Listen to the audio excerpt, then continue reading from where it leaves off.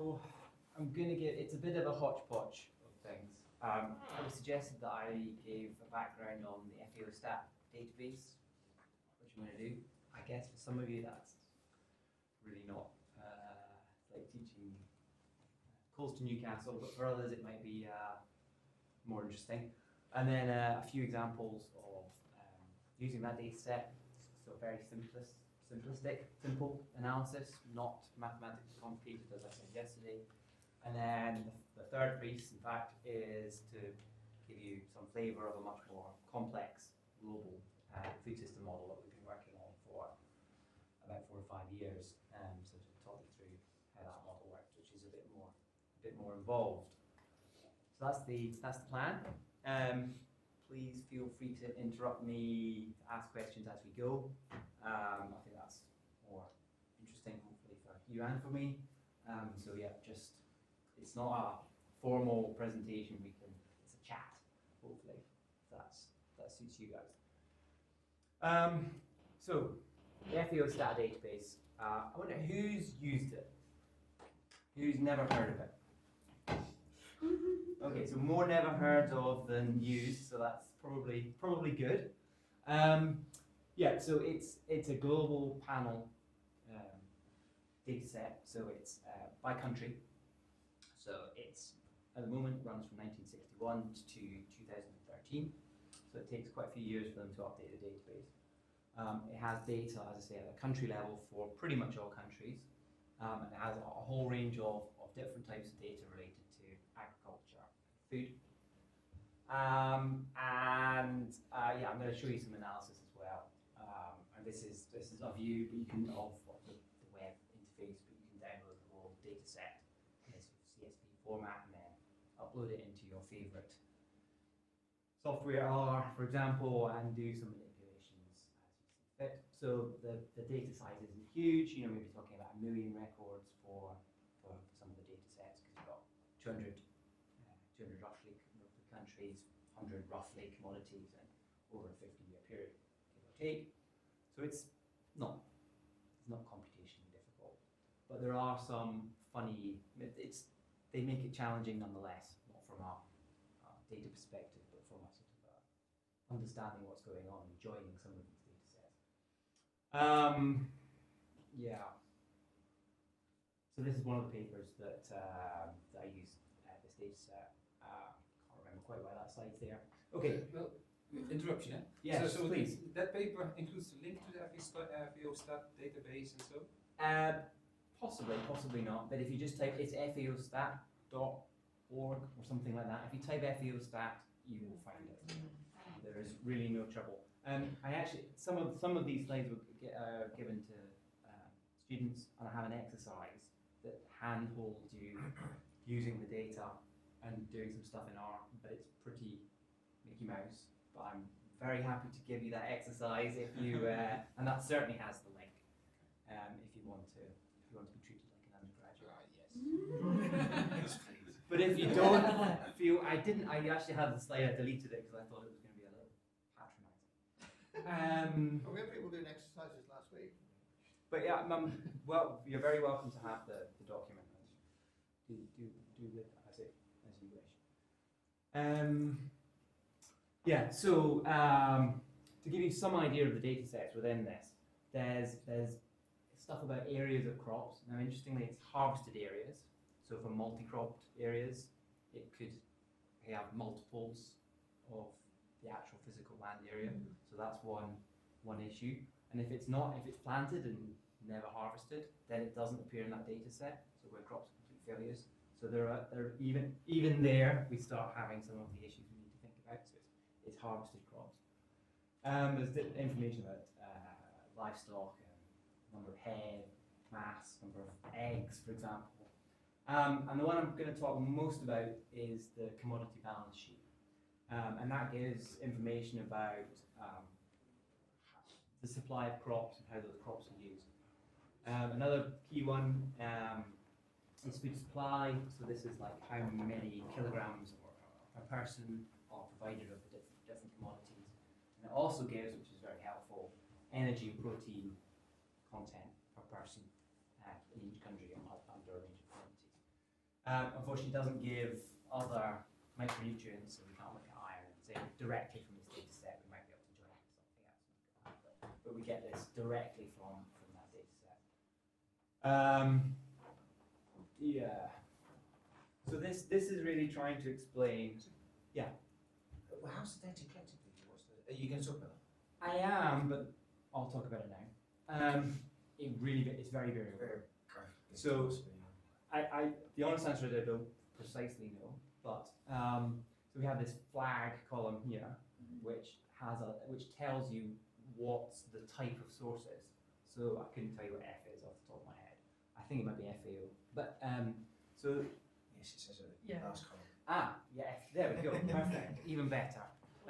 But it doesn't tell you any more information than that. So for Algeria have submitted to FAO some data that they then use directly or homogenized with other countries in some way.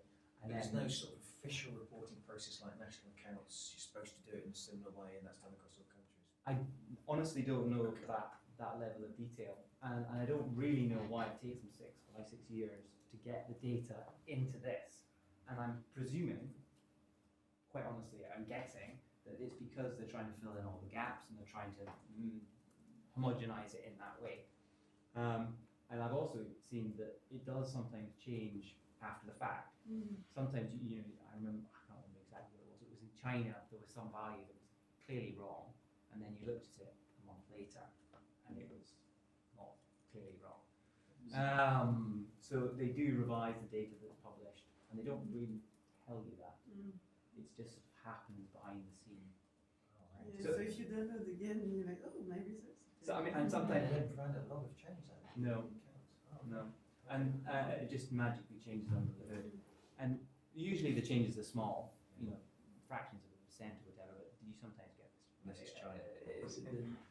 So in a sense, this talk is really some of the gotchas, pointing out the data set and explaining some of the things you experience from Bitter. I can see we have somebody who's experienced a lot of this pain in the past. So yeah, there's a variety of sources, and they do tell you the source, but only in a very summarized form. Yeah. So it's pretty opaque. Right. So to explain the FAO commodity balance sheet, it provides data for all of these bars, and they always add up in this way perfectly. Rounding aside, I suppose. So we have kind of on the left hand side, we have supply. In fact, they call it that, domestic supply. Actually, they don't call it domestic, they just call it supply. But I've added the word domestic because it's for each country and for each commodity. We have what's produced in that country, what's exported from it, what's imported into it, and variation in stock. And that always totals the domestic supply. And then we have what happens to that supply within that country. We have some that's eaten for food, fairly straightforward, some that's eaten by animals from feed. One of my favourite categories, processing, which we'll come back to talk to in a second. Other, also a favourite category. Seed, fairly obvious, and losses, which are usually small and really are just losses in transport. So it's a very narrow definition of losses. Peter, just briefly about the crops again, if you don't Yeah. mind. So the units are not only areas of cropland, but also kilograms or Right. something, because otherwise it would not fit in the scheme, right? So this commodity supply data is in tons. Actually, I think it's in hexagrams or something like that. But it's in kilograms tons. It's in mass terms. So the database contains also in those units the crop production.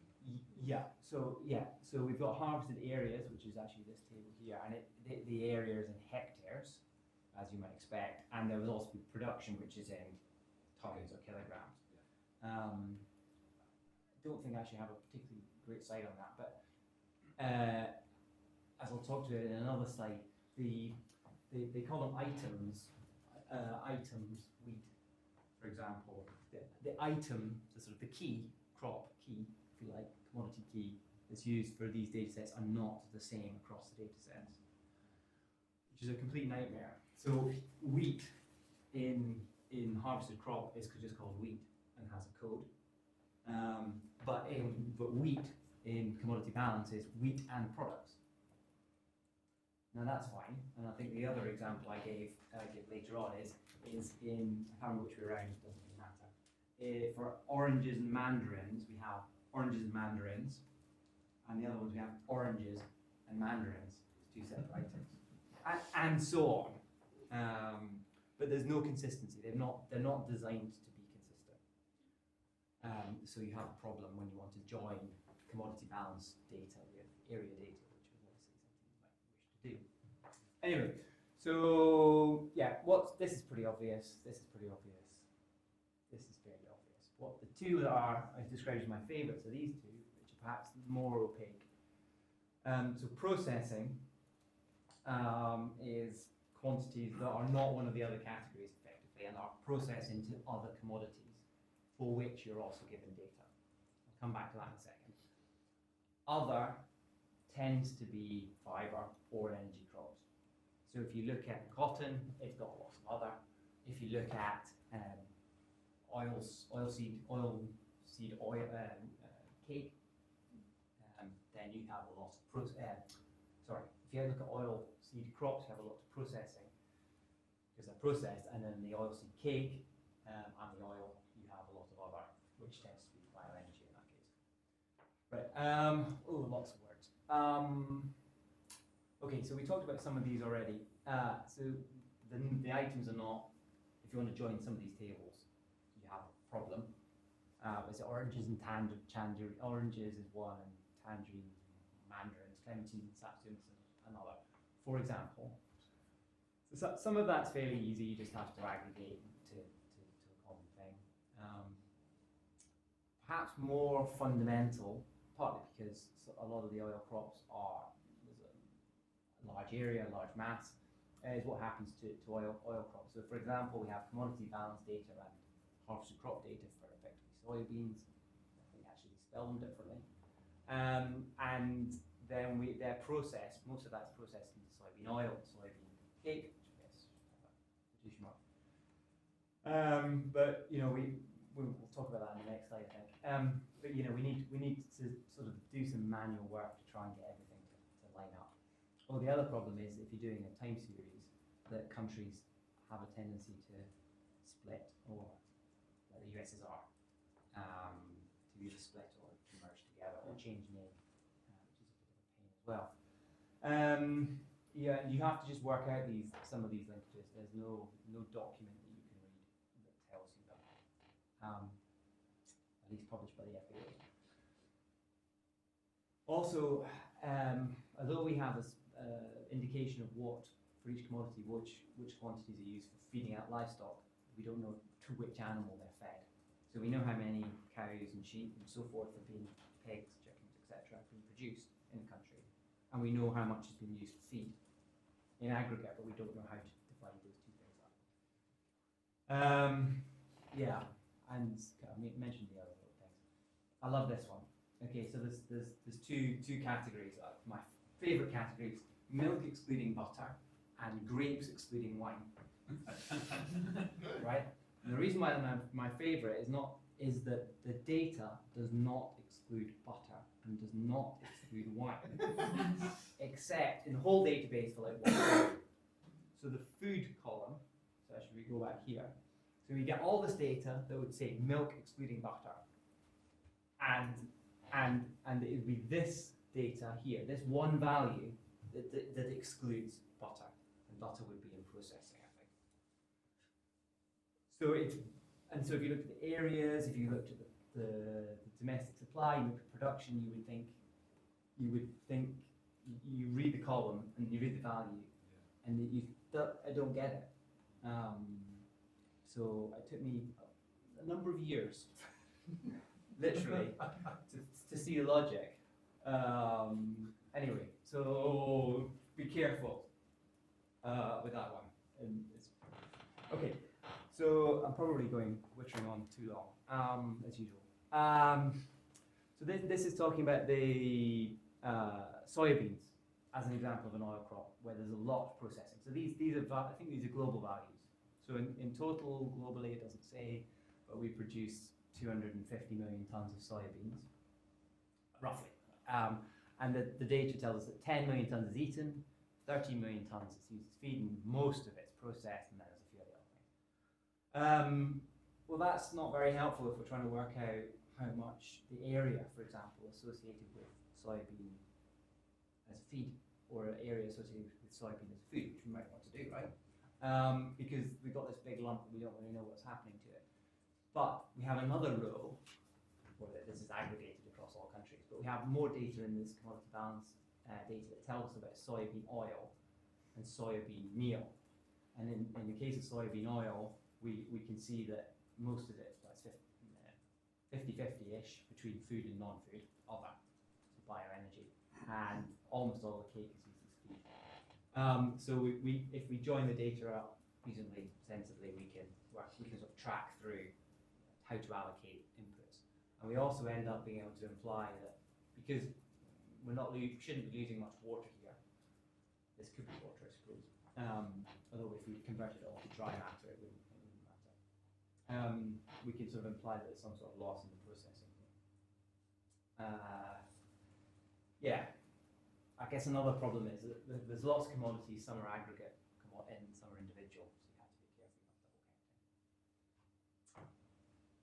Right, so that was my kind of introduction to FAO data, I suppose. Now I'm going to give you some examples of using that data set in a fairly simplistic way. Yep. Okay, so, oops. Maybe just one thing for the previous slide. The gray areas. Yeah. You said not allocated to areas not allocated, but Right. actually there was some area used, right? Right. So what I'm trying to do, or what I do in the previous slide, sorry, subsequent slides, that this was taken from, if you like, is work out what area is associated with food and feed. Right. So I want if soya beans are grown on 100 million hectares, that's not right, but we want to allocate it to all its uses. So we want to know, and also bioenergy. The waste and seed is kind of folded back in, prorated with the other uses. Okay, so you include. So that the area. Exactly, it's like a reallocation. So the areas are not allocated to these because they're non-productive uses. But you count the amount. So it's effectively inflating the rest of the use. So it's captured, but in the rest of the uses. But that's why I've shown it as grey. Right. So this is basically the underlying data, not manipulated at all, really. So this is food supply. I suppose this is slight manipulated here. This will be straight out of the data set. Food supply data, so energy in megajoules per person. Black line is a global trend, and the other line is of big countries. I guess we could look at China. That's probably the most interesting one to look at, based on the next slide, where we have a very strong increase from well below the global average to slightly above. And this is a percentage of energy, I think, in terms of percent from animal products compared to the rest of the diet. And again, for China, it's very strongly increasing. Global average, more or less flat. Slight rise, I think. That's decreasing in the UK and the US, is it? Yeah. Top two, I can't quite remember. Yeah, that's right. They're both decreasing as a percentage of animal products, but that's partly because their total intake in calorific terms is increasing. So it's not that they're eating less meat; they're eating more other stuff, and actually a lot of that's sugar and things like that. In fact, you can see that here. So if we look at poultry in pretty much all countries plotted here, there's a rise of pig and poultry meat.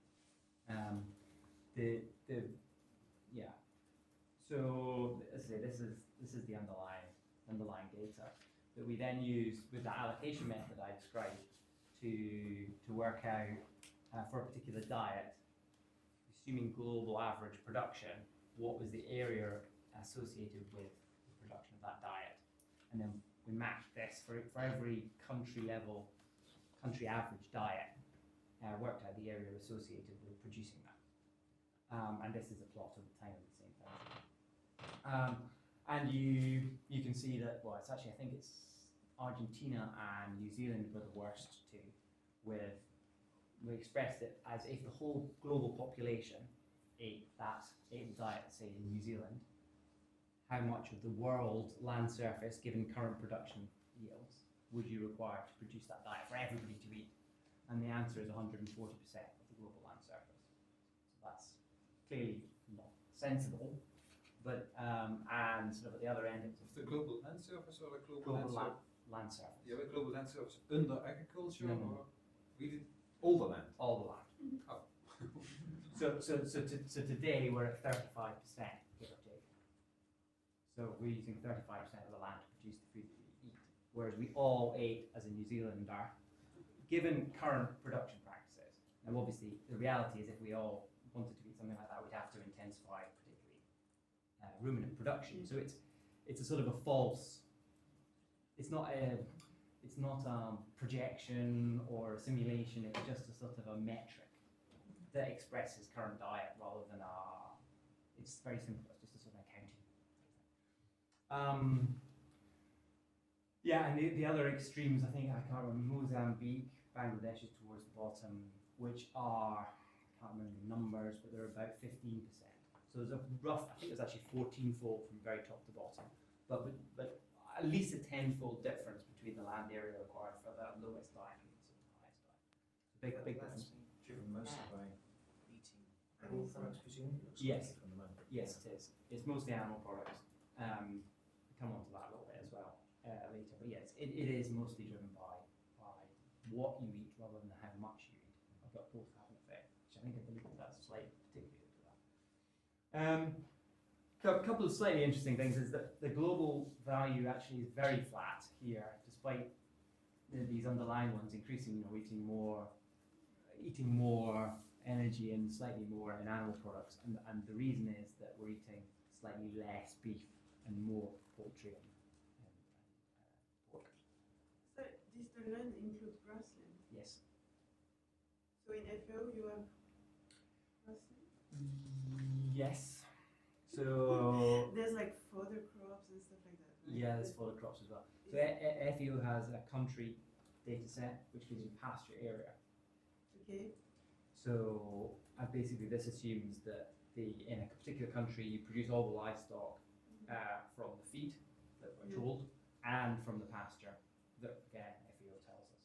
And the assumption is that monogastrics eat just feed, and we divide it up based on sort of feed conversion ratios. We calculate how much feed they require and give them what they need, pro rata based on the types of feed. And then we assume that the rest goes to ruminants, and that what they require outside of the feed that they provide is provided like pasture. So it's under pasture. Is the pasture variable in Yeah. FAO? This is so there's a paper on that one. This is just a bit of fun.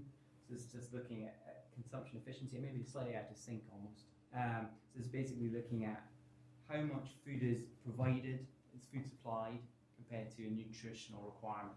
So it could be foods that are then subsequently discarded by consumers or retailers, or that are forms of overconsumption.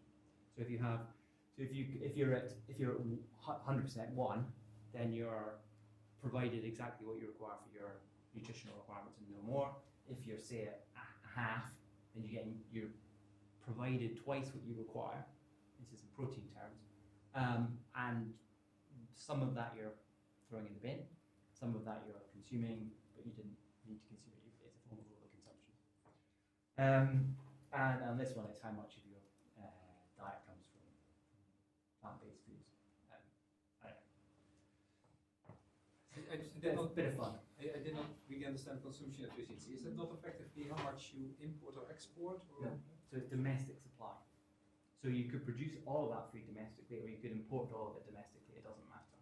It's how much you have in your country on average. Obviously, it doesn't talk about inequalities within a country. It's just on an average. So it's like protein intake divided by recommended protein. It's exactly that. So, you know, the amount of maths behind this is division, maybe addition. It's kind of with you. That's it. In fact, all of these slides so far, that's probably about as much maths as it's got. I did say it was a bit light in the maths. This one's slightly more maths, but not a lot. So it's just like a bit of an older paper actually. So it looked at the same data set and tried to decompose the changes over time into effectively into three components. What's associated with changing in population size, what's associated with changing in diet, and what's associated with changing in yield, and expressed in terms of land area. So the bar here on the left is all things that are increasing land area. This is on some on a global level, and the bar here on the right is things that are reducing requirement for land. And obviously yield increases to this, summed over a period of whatever that's 1961 to 1994, but expressed per year. And yields have been reducing the land requirement by nearly 100 million hectares per year. But at the same time, we've had 110 million hectares of extra land requirement per year for one of these reasons. And then we did the same thing, but for a slightly later period. And I think perhaps one of the more interesting points about this is that there's this shift from this sort of earlier period, which is mostly driven by population expansion, with some dietary shifts, 1/3, 2/3. We've got a much, this ratio, the ratio is shifting more in this later period towards dietary shift. And I would suspect that in a later period, we would see this shift becoming more prominent towards dietary shift and less away from population change. We can look at it. So the fact that the population contribution to extra requirement for land has gone down is not that the population increase itself has gone down. Which it has. The rate of population increase has reduced as a percentage. Yeah, but it's compared to contemporary productivity levels, right? So. No, this is contemporaneous productivity levels. In fact, this is what captures the productivity change. Yeah, within that period. I just would like to understand whether the contribution from the population growth takes into account that also productivity levels have gone up. So. No. So it's a decomposition of that. So this bit tries to capture the productivity changes. And this bit is just population change. And obviously in aggregate, there was a net increase over this period of 4.6 million hectares, which is productivity increase has offset the vast majority of the additional demand. Yeah. So if the yield was constant, right, it would have increased because of population. Exactly that. So if yields had been constant, we'd had no productivity increase. We'd have required 100 million hectares a year of additional land. But there was a strong increase in yield, which offset almost everything, at least the percentage, but still left a little bit of a residual. Okay. But that additional demand is driven from, well, it's primarily driven from animal products compared to plant products. And still the majority is driven from population increase rather than dietary change. But that ratio of population to diet is moving more towards diet and less towards population increase. Sorry for being slow, Peter, but that's all right. So if for every million of people that have been added to the global population, you would, in that calculation, express that in the same amount of area required in both time sections.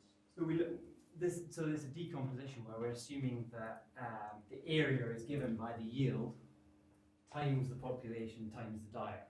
Or no, that would be wrong. There would be population times diet divided by yield gives the area. So we knew the population change, we knew the dietary change, we knew the yield change, and we knew the aggregate, so we can sort of decompose those into those different elements. Am I right in thinking that really what's happening is the left-hand graph is calculating the yields at the beginning of the period? So you're starting now. No, Oh, right, sorry. no. It's looking at, we know, as I say, we know all of the different, we know the outcome, and we know how many people there were at the beginning and end. So we know the delta in this, we know the delta in that, we know the delta in this. So we can work out which element has given us that has given rise to that, because we know, we're assuming that we know that it's just a simple multiplication of these things. So yeah, it's based on that. Should have given an equation. I never gave Yes. equations. Yeah, there is actually an equation. That's two equations that are relevant because you want to make it add up. So you have to do a log adjustment somewhere. But I can't remember the details of that. I have to read the paper. Right. Okay, so this was sort of the end of the first half, the FAO half. You may be so bored at this stage you can stop, which is fine. So the FAO stats great for doing lots of analysis on land use. I think hundreds is an underestimate of the number of papers published using this data. It's very widely used, but it's not perfect, as I've probably talked about. You know, it's at a country level, so there's no spatial resolution. It's an annual country level, so it's only one per year. It takes ages to update, yeah, this was the point where we talked about it. A mix of data sources. We don't really know what the uncertainty is. It's certainly not quantified, and it's not the data sources are not consistent, even though they've been aggregated by FAO. But there isn't really another game in town. It is the de facto standard. Which is why it's so widely used. In a way, that's good, but it does mean we don't really have a counterfactual. We don't have anything to compare it against. Yeah, it's point comes out slightly out of sync, but I mean, the analysis I've showed you and other people's analysis is simple, but there are powerful messages there to be discovered, if you like, in that data set with potentially simple approaches. But yeah. So actually, I haven't quite finished this FAO part. I'll have to go through this bit pretty quickly. Food waste. So this is effectively another set of slides using the FAO data, but I'll give you the whole one rather than just the because there's some quite funny bits, I think. Anyway, hopefully. So you have here in the statistic that a third of food is wasted. Who hasn't heard that statistic? Well, I don't know whether I heard whether it was a quarter or a third. I don't know. Something Okay. like that. Well, I think many people have heard this, right? That's my contention, I suppose. So where did it come from? Do you believe it? Who came up with it? What does it mean? Etc. I'm going to take seconds on this. Food waste, big problem. One estimate had it as the third biggest emitter. Food loss and waste is the third biggest emitter of greenhouse gases globally if it were a country. Only beaten by China and the US. I don't know, but certainly there's a moral imperative to reduce it, and it's bad. Wrong. Too much time on that. So the reason why I think many people have heard this statistic is it's given out by the media a lot, and sometimes they mention the UN, and sometimes they don't, and they almost always give some food rotting in a bin. So they're maybe slightly aged slides, but it's still repeated very, very, very regularly. And therefore, what do we think? If we're going for lunch or maybe dinner, and you've got to the end of your meal, and you're beginning to feel quite full, yeah, but your plate still looks like this. What should you do? Sorry? Doggy bag. Doggy bag, yeah. That's the problem. It's much better. This is like much better than undergraduate students. I wasn't raised like that. Don't put more on your plate than you can eat. Yeah. And go for second. Right. My favorite. Eat it. Eat Or it. eat Thank it. you. Thank you. Or eat Thank it. you. I had a student shout, "Stuff it in." That's the perfect answer, right? Now I accept that you see the point is we're gonna say that that's the wrong answer. Doggy bag and don't put it on your plate in the first place are all the right answer to some extent. So, but yeah, you'll just have to bear with me, right? Okay, so the question for this research was, well, yeah, okay, loss is bad. How bad is it? Is it a third? What does that mean, etc. But I think overconsumption is a form of food waste. Maybe argue that a bit. And certainly foods that are discarded by retailer or consumer is, and losses elsewhere in the supply chain. Foods feed used by animals, well, they're not fully a form of food waste. They produce some meat, but there might be some losses associated with that. So how do these things compare? The relative losses that are occurring in the food system of these things. That was really what we were trying to answer, which is what this says, I think, and yeah, so I'll just skip over that.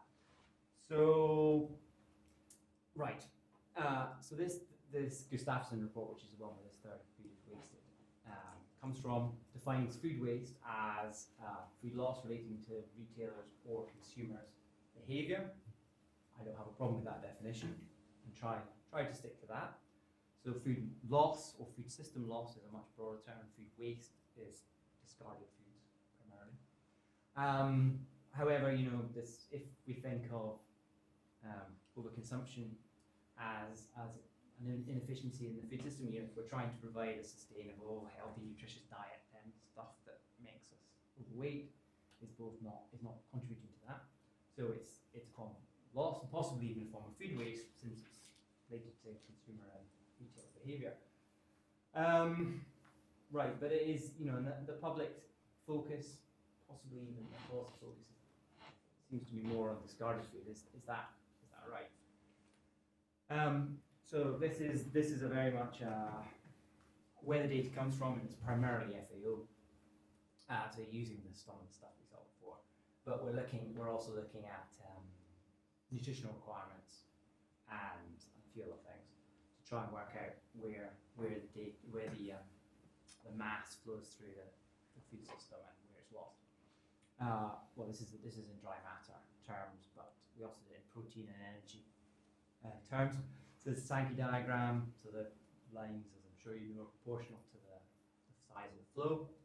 And we have on the left-hand side, we have cropland and grassland NPP, net primary production. So that includes the roots, if it was a cereal crop, the straw, and the grains. And then we're into FAO data from here on. So harvested crop, so that cereal, the grain, and then you can see the same categories as we had before. We've got seed, stock variation, non-food use, other, food, processing, feed, and then we kind of some of that process, some of the animal products head back to the consumer, some of the process is food, and so on and so forth.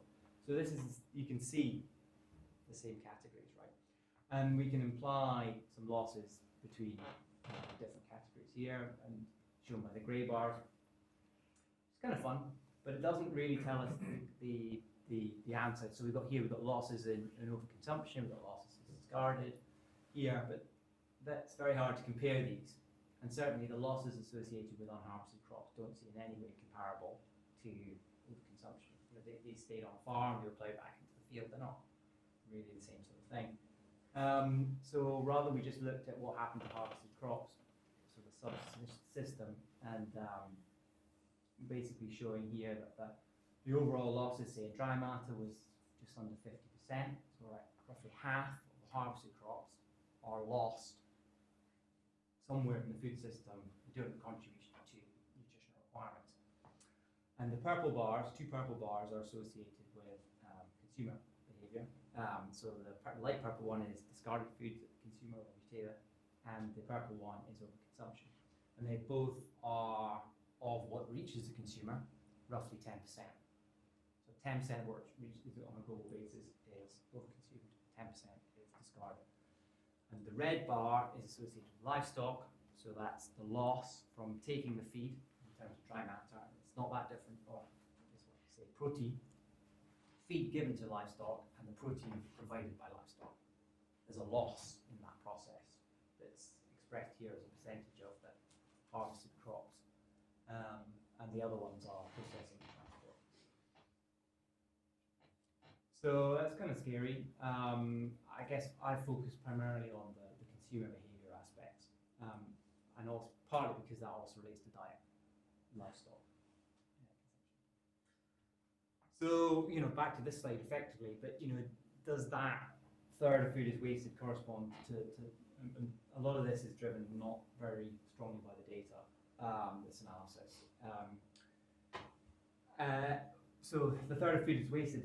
It does pretty much say that. This is a direct quote from this report, in emphasis being mine, that roughly a third of food produced for human consumption is lost or wasted. And there are definitional differences to what I showed, including overconsumption and livestock. And lost or wasted was somewhere in the food system. They don't give a value anywhere in the report that aggregates, disaggregates lost and consumer wasted. But they do have this slide here. And you can see the red bar is a consumer waste, and it's maybe 10% on average, which is very similar to the number that we found as well. But anyway, I guess the point is that it's not all about the consumer discard. It's a bit more widespread than that, which is fairly well known. So yeah, back to this. If we do consume it, then we've just changed discarded food waste to overconsumption food waste, assuming that we don't displace any future consumption. We finish our dinner. Still. Yeah, exactly. We finish our dinner, we get up, we have our orange juice and croissant, and we have our lunch as normal, and it was just additional calories. And I had a quick look at the externalities associated with obesity and overweight. Now, perhaps bigger than the environmental externalities related to overconsumption. I deleted that slide because I knew it would be contentious. Here we looked at, I hope this is just published last week, I looked at a range of different small changes rather than a massive change in diet, like say the Atlantic diet. Looked at a whole range, 29 changes in production or consumption patterns. Small ones, so like 1 or 2%, most of them. And looked at it regionally, what different, the balance, so the red things are all consumer behaviour related and the blue ones are all supply related. And as you might expect, it's in the richer countries where it's mostly about the consumer behaviour. Poorer countries, it's more related to production efficiency improvements. Right. Yeah, so this is really just saying some of the things I've already mentioned, that discarded food's important, but it's not the only important thing that we can do. In fact, we need to think about types of food we eat, overconsumption, switching between ruminants and non-ruminants when we are eating meat as well also has an impact. Right. Yeah? Yeah. Lost you all? Me? Right, we'll do now. Can I just Sure. ask a question? So I think there's a generational thing here, don't you? I mean, certainly my generation thought to eat what was on your plate. And my kids are quite happy to throw things away, and I store it in my gut, as Brett was saying. But isn't there an issue about the way we package food? I mean, on our university campus, for example, you can't choose the helping you get. It's kind of in a pre-packed thing. And this thing about taking what you need and not more than you need is really difficult to do as if you're eating out. You can't go into a restaurant and say, just make it this big, not that big, right? Generally speaking, unless they're buffets. So I mean, is that feeding in anywhere here? I mean, is there anything we can do about this? Is there any evidence that it's changed? Right. Is there any evidence that this has changed since medieval times? Or is someone just trying to... The size of our dinner plates has increased hugely.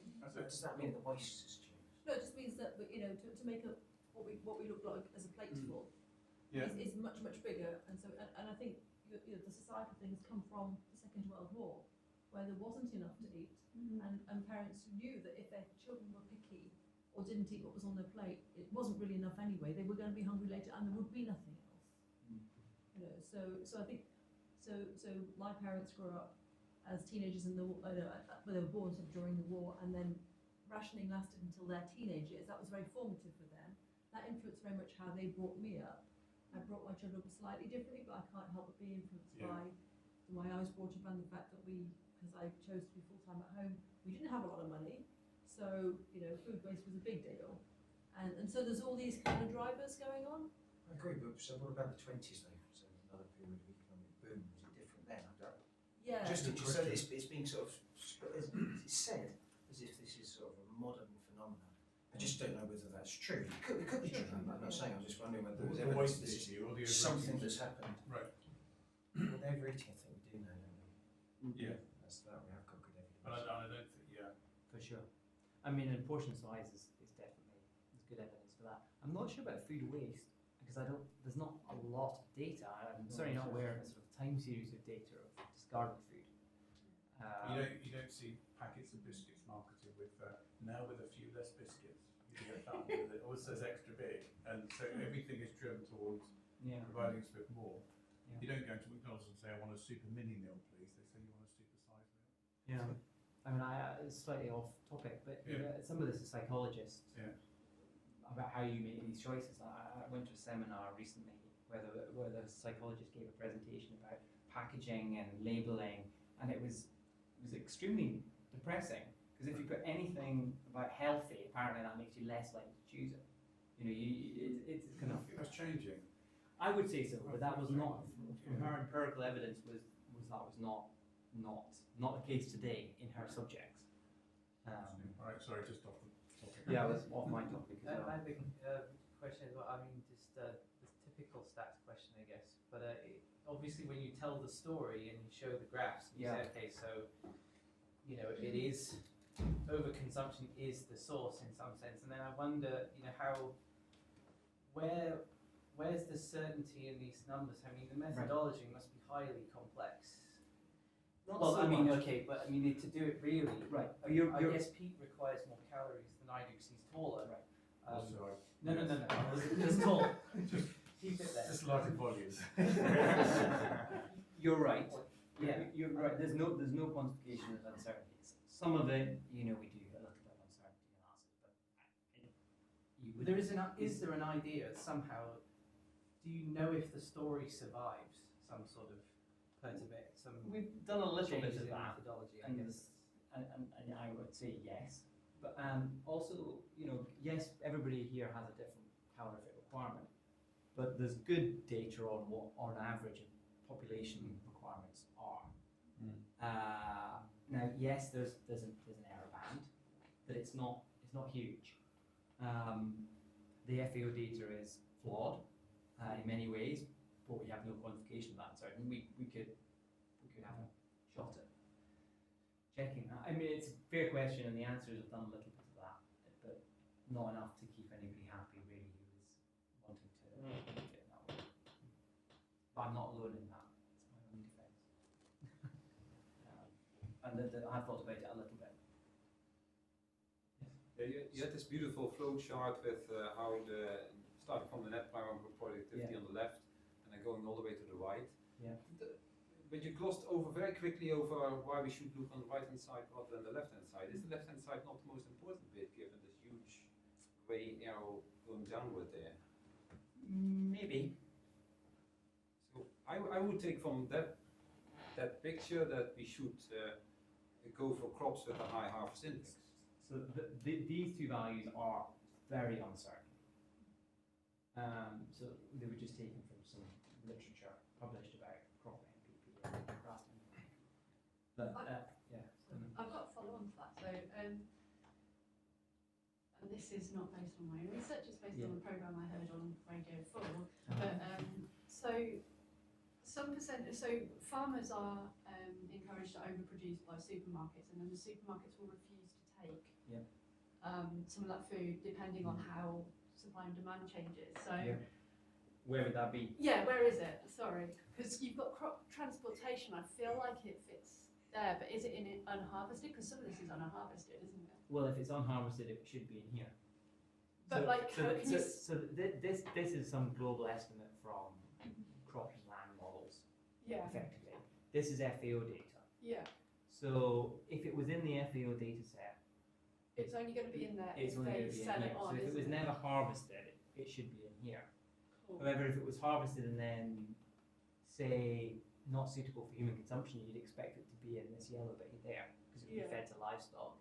If it was completely wasted in storage and transport, you would expect it in here. Yeah, it's hard to know which bit it's going to be because I guess you were sort of saying that the stuff that wasn't harvested, some of it's not problematic because it goes back into the system, whereas some of it's going to be. Well, it depends on the audience that you have this conversation with. Lots of people don't like this being even vaguely talked about because it's returning nutrients to the soil, it's increasing soil facility. I don't see it like that. To me, as an engineer, if we can have more of this by making this bigger, by making the MPP bigger, or by having a larger fraction that's harvested. We can have increasing the biomass or having less straw and more grains. Both are good.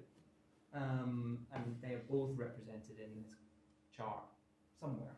So I agree that this is not equivalent to this, but I still find it.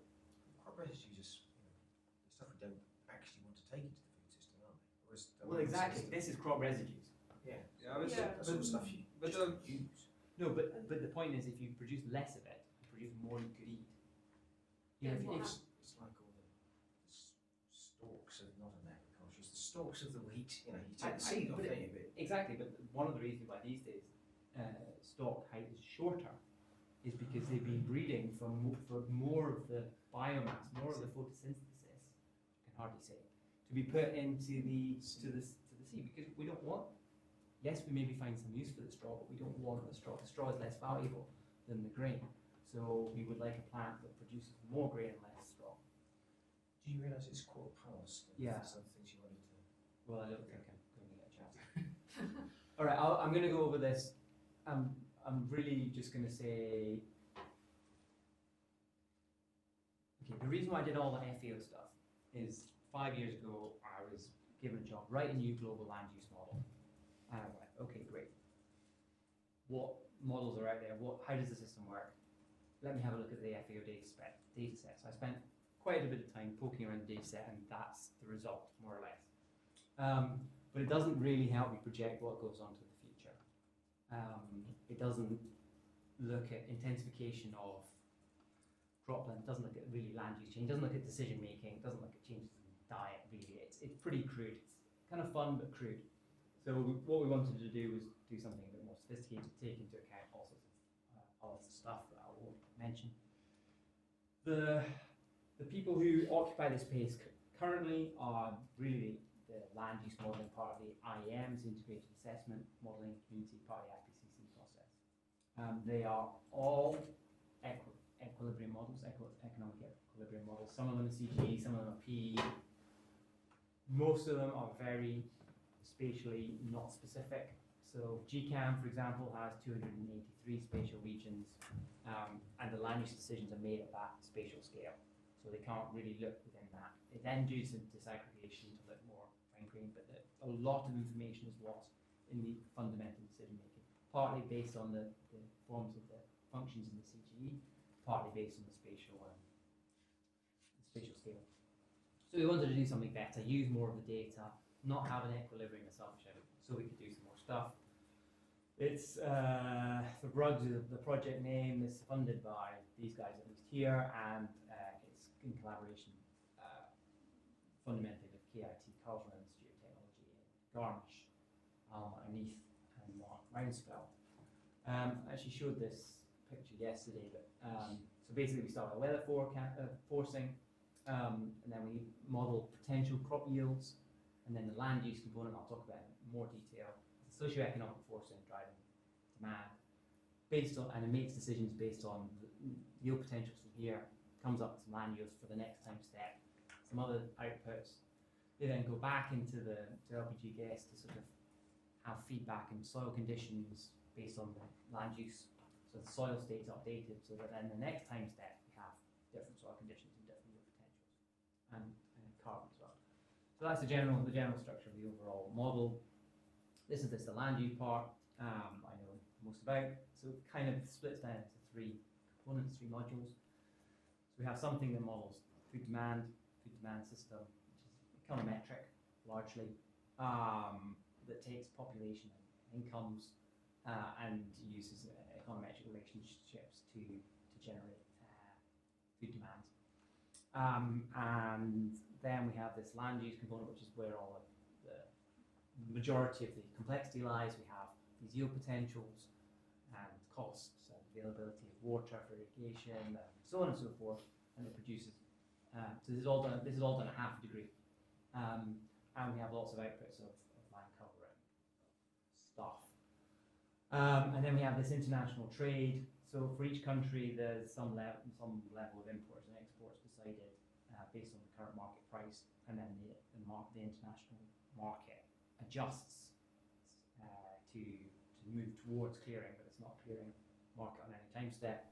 And then in the next time step, the prices are adjusted so that impacts demand and supply, land use decision making. So the land use part, basically we have, for example, lots of maps of so for each crop and for each grid cell, we have data about the yields under, say, no irrigation and no fertilization, and lots of irrigation and lots of fertilization for a particular crop in a particular time step under a particular climate scenario.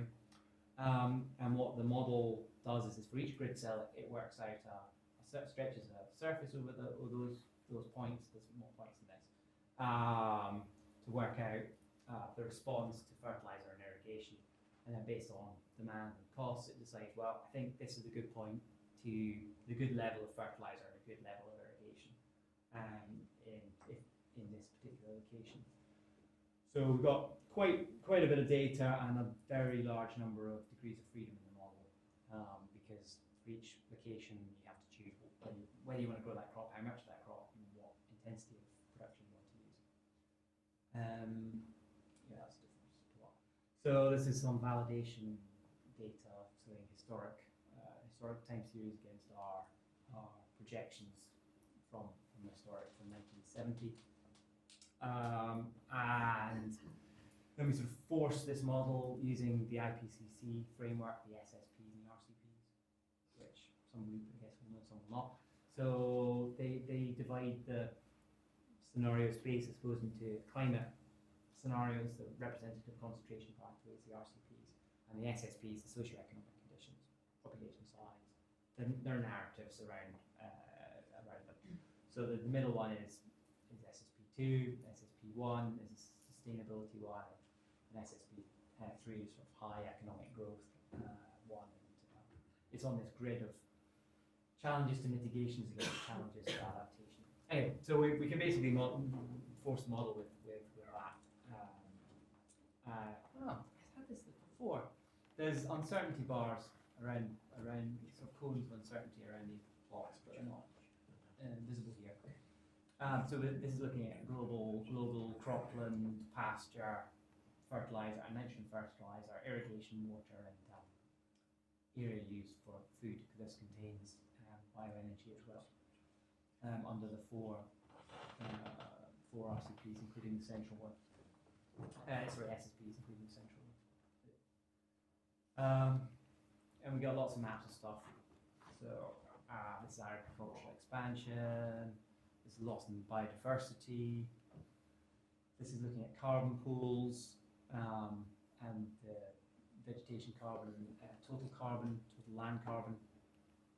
The difference as it would apply to atmospheric carbon concentrations. This is looking at runoff and propensity to flood and droughts and changes, and how much of that change is associated with the land use change rather than the climate change aspect.